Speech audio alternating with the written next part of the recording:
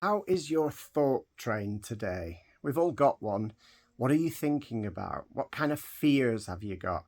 What's going to go wrong? What are you worried about?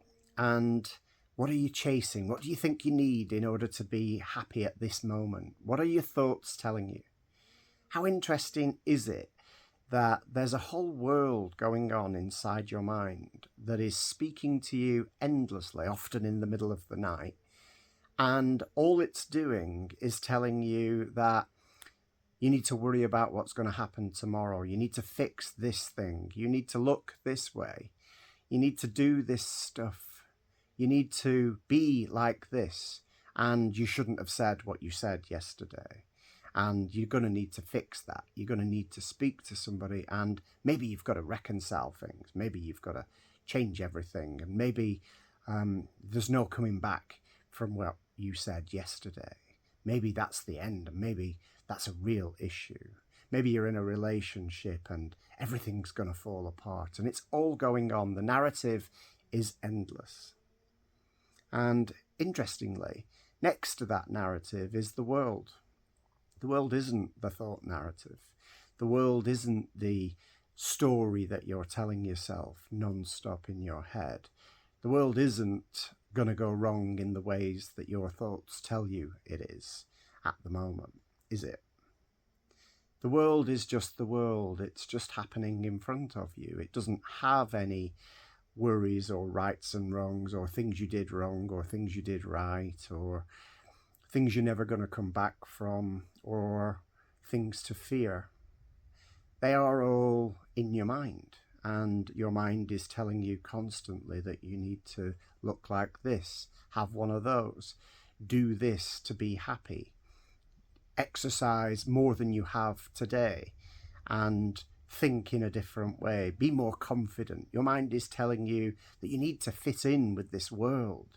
You're watching everybody else and your mind is telling you you're not doing it just as well as them. You're fighting for survival in a world that you can't fit in, and your mind says you can't do this. It's really difficult, and you're an idiot. You can't. You're just getting it all wrong.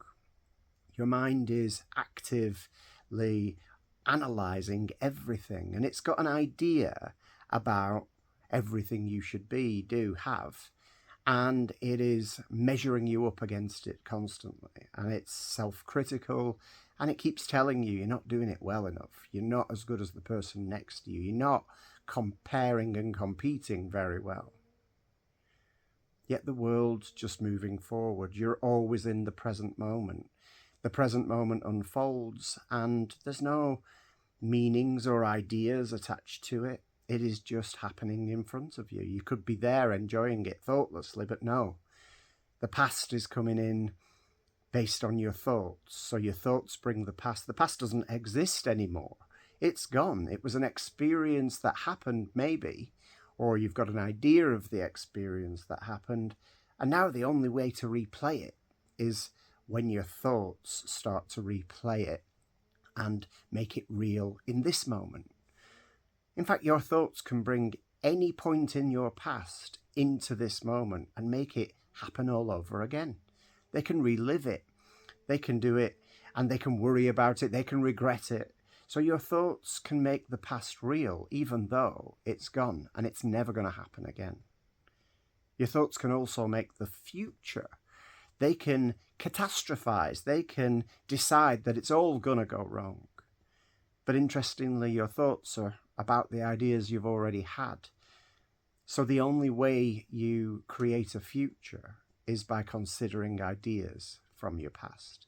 Because that's what thought is. Thought is the consideration of ideas from your past. It is the ideas that you've already had speaking to you as the voice in your head. It's repetitive, it's involuntary. You have the idea at some point, and what happens next? You're thinking about it. And the more important you think the idea you've got was, so I need to do this, I can't do that, I've got to be like that, I've got to get this much money, I've got to make this thing happen tomorrow, and the importance we attach is relative to just how much those thoughts are going to intrude in our present moment. But it's important to notice that our thoughts are not the present moment. The present moment is coming in through our senses. We are seeing it, tasting it, touching it, feeling it, hearing it, and smelling it. It is a sensory experience. It's not a thought experience, because thoughts are just the past intruding on the present. The thought train is not real. It is a story you're telling yourself based on things from your past. And even when you construct a future, it's still a story from your past made into a future that could go wrong, it could go right, it could be what you think you need, it could be what's going to make you happy. But the interesting thing about the present is, in the absence of the thoughts telling you you're not happy or you need to be somewhere else other than you are, you're just happy and you're fulfilled and you're exactly where you need to be.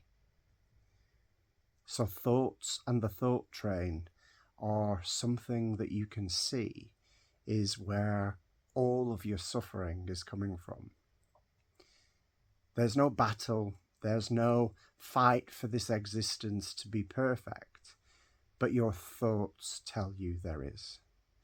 And it's when we start to understand the nature of our thoughts, where they come from and how they are built, that we get off the thought train and the involuntary intrusions from our past that come into our present.